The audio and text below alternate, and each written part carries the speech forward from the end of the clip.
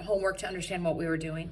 All right, all you're going to be doing really is comparing the initial values and the rate of change given tables, graphs, equations, things like that. So I'm going to give you a little bit of examples here, and we can go through, and then maybe if you need to redo your homework or look at it again, that's fine. I'll be lenient on grading since I did not give you a video on this. All right.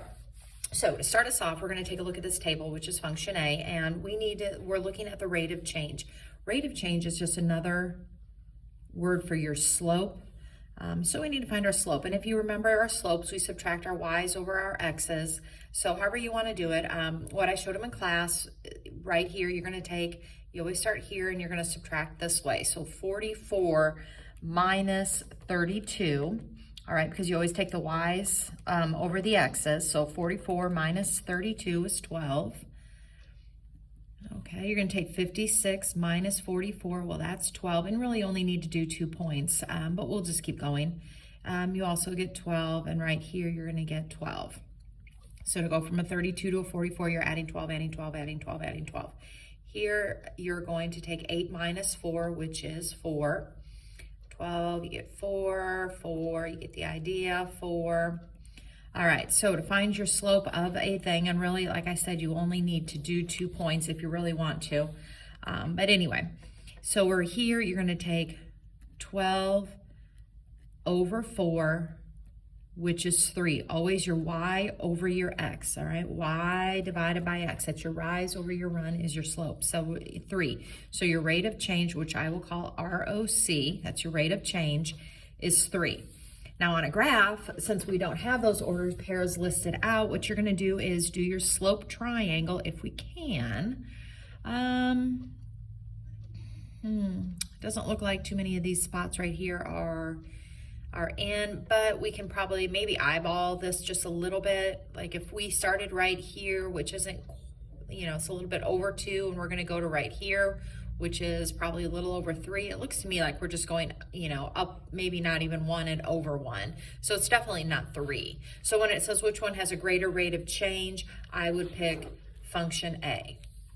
All right, over here, when the other thing they're going to ask you about is your initial value. Well, your initial value is your y-intercept, all right, or the b in the equation y equals mx plus b. So your initial value for function A is very easy to find. It is right here at b. So there's your initial change, or I'm sorry, your initial value. And on function B, tables are also easy if you are given a 0 in the x spot, which we are here. So on this one, this right here is our initial value. Our initial value, remember, is your starting point. So when x is 0, I haven't really started anything yet, and I'm already at 8. Here, when x was 0, I was at 5. So it asks which one has the greater initial value. Well, that would be function B because 8 is greater than 5. All right, so we had rate of change, which is our slope, initial value, which is your slope, your y-intercept, your b. Down here, it's just asking you if it's linear or nonlinear. All right, linear is linear because your rate of change is constant. So you're going to do the same thing we did up in number 1. You're going to find the difference right here. So you're going to say, how do I get from a 3 to a 0, or 0 minus 3, however you want to look at it. You had to subtract 3. How do I get from a 0 down to a negative 1? You had to subtract 1. Subtract 1, I subtracted 1. Now up on top, how do I get from a negative 2 to a positive 1? Well, I had to add 3 to get up there. Here I'm adding 1 to get from a 2 to a 3. I add 1 to get from here. I add 1, and you just are testing right now to see if your slope is consistent. And remember, slope is again y over the x. So if you take negative 3 divided by 3, you get negative 1. Well, here I'm going to take negative 1 divided by a positive 1. Well, that's also negative 1, and that's the same the rest of the way. So this is definitely linear, all right, because your rate of change was consistent. Over here, the graphs are very easy to tell. Is this a straight line? No, it has a curvature right here, and if it curves right here, then it is nonlinear. So this is a nonlinear graph, all right? So those are pretty easy to tell on that. So again, down here, perfect. These are great. They're all graphs, so it's very easy to tell whether the function is linear or nonlinear. So you look at function 1, well, it curves, so that is a non-linear graph. This is a complete straight line, so that is linear. Right here, it curves. You have a bend in that, so that is a non-linear. All right, so graphs are pretty easy when you are being asked to do those kind of things. Okay, down here, on this one, we had to look and see what they're wanting. They're wanting the rate of change. So again, your rate of change is just your slope or the number that's in front of the variable when you have y equals. So y equals something x. So rate of change right here is 0.5. It's the value in front of the x. The rate of change right here is 4. When I come over here, no, it's not x and y, but we'll pretend the n is the y. That is your x. So the rate of change here is 6. And right here, again, we're going to pretend this is the y and this is the x. So the rate of change is 0.5. And the directions just simply ask which two functions have the same rate of change. Well, that would be a and d because they both have 0.5 or a half. All right, coming down to number 6, it says Glenn compares the rate of change for two linear functions represented in different forms. All right, for the linear function in the form of y equals mx plus b, how does Glenn determine the rate of change? Well, the rate of change, again, is your slope. So if it's in an equation, where is our slope? Our slope is always the number that's in front of the x. So it says, how would he determine it? And you would write, it is Vm. That is your rate of change. Over here, it says, how can Glenn determine the constant rate of change of a linear function presented in the table at the right? And so what I would put on here is you subtract the y's and you divide it by the subtracting of the x's. So you can pick two of them right here. So I'm over at this table. I'm just going to choose these 2 points since I know it's linear. Take 20 minus 22, that's negative 2.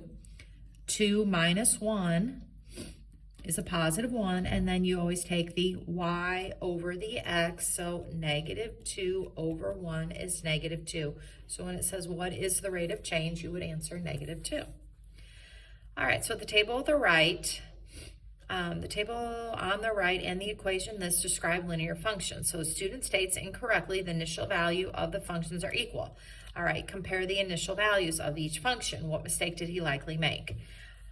Okay, equations are very simple. This is your rate of change is your 8, and the 5 is your initial value. Since it's asking about the initial values, we're going to worry about the 5. So on this one, the 5 is your initial value. On a table, again, the table, your initial value is always when your x is 0. So here is your initial value on this one. All right, so my initial value is 8.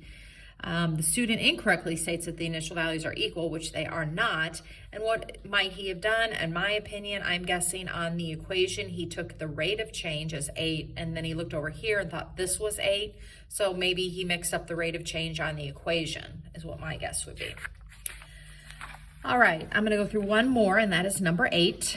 Number 8, we have an equation in a table, and again, we are comparing. So what I'm going to do on the equation, I'm going to look at my rate of change, and my rate of change is going to be 4, because that's what's in front of the x, and my initial value, which I'll call IV, is going to be 60. When I come down here to my chart, I'm going to find my rate of change. So I'm going to take 80 minus 60, so I'm adding 20. And here I'm going to take 20, so I'm adding 10. And to get my rate of change, remember my rate of change is my slope, y over x. So I'm going to do 20 over 10, which is really 2.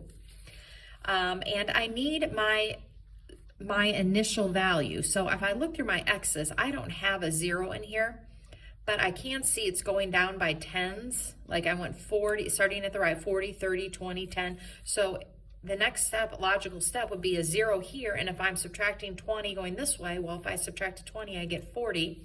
So my initial value of this chart would actually be 40 if I continue the pattern here going down.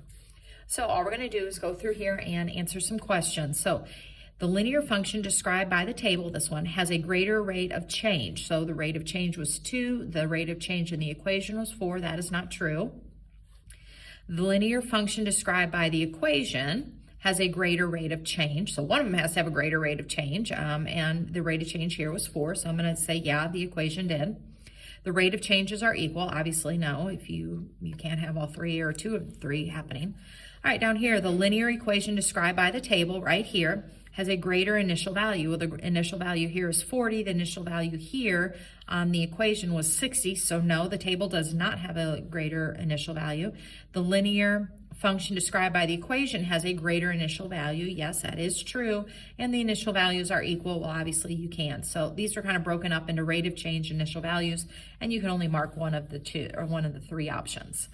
All right, I hope that helps a little bit. And again, I apologize for not sending a video, and I will see you in a couple weeks. Bye.